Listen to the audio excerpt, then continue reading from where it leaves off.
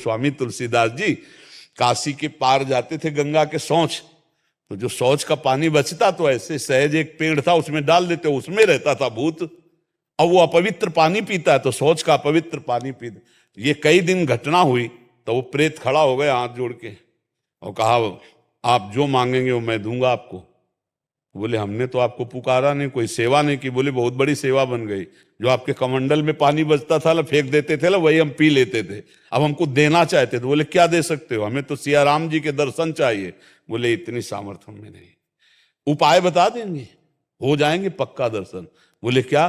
बोले जब राम कथा कहते हो तो उस समय हनुमान जी कथा सुनने आते हैं, उनके पैर पकड़ लेना, वो तुम्हें दर्शन करा देंगे। बोले हम पहचान कैसे पाएंगे कि हनुमान जी आते? तो बोले सबसे पहले कथा में आके बैठ जाते हैं और मलिन भेष है और बूढ़े स्वरूप में आते हैं और सबसे पीछे कथा में प्रणाम करके जाते हैं। जो ऐसा करे वो हनुमान जी होंगे। तुलसीदास जी जब भगवान की चर्चा शुरू देखा कि शुरू होने के पहले एक वयोवृद्ध विशाल काय आकर चुपचाप बैठ गए से, यत्र यत्र रघुनाथ कीर्तनम तत्र तत्र कृतमस्त कांजलम वाष्पवारि परिपूर्ण लोचनम मारुति नमत राक्षसांतकम। अश्रु प्रवाह करते हुए भगवान की चर्चा सुनते।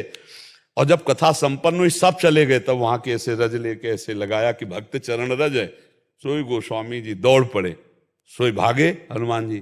तो तुलसी घाट से काफी दूर है संकट मोचन हनुमान जी, वही संकट मोचन हनुमान जी। तो काफी दूर में जाके चरणों के, तो हनुमान जी रुक गए। बोले क्या चाहते हो? तो कहा सिया राम जी के दर्शन। तो कहा यहां नहीं, चित्रकूट चलो। तब चित्रकूट हनुमान जी ले आ गए।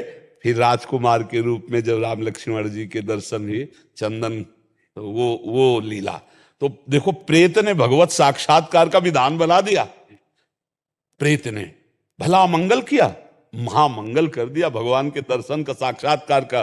तो हमें जो भगवान का नाम जप करते हैं, भगवान का कीर्तन करते हैं, भगवान की भक्त, उनको कभी कोई अमंगल नहीं कर सकता।